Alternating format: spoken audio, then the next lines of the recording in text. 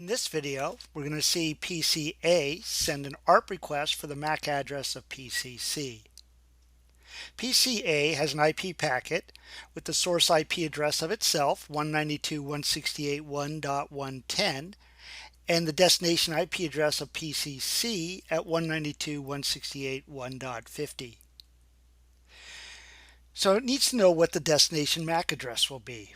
Because the source and destination IP addresses are on the same network, the destination MAC address will be that of the destination IP address of PCC at 192.168.1.50.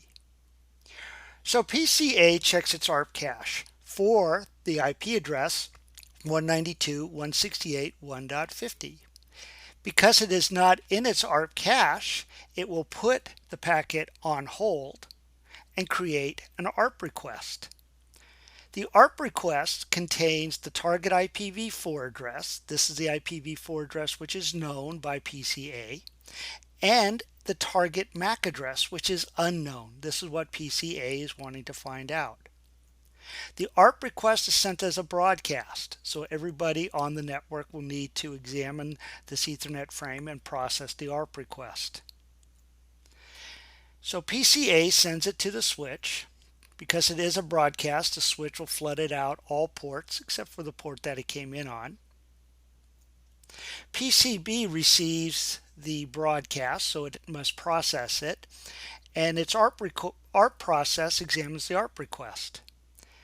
It compares its own IPv4 address against the target IPv4 address and notices that they are not the same, so it doesn't need to send an ARP reply.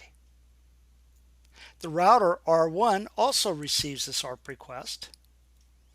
Its ARP process examines its own IPv4 address and compares that against the target IPv4 address, and also realizes this is not its IPv4 address, so it does not need to send the ARP reply.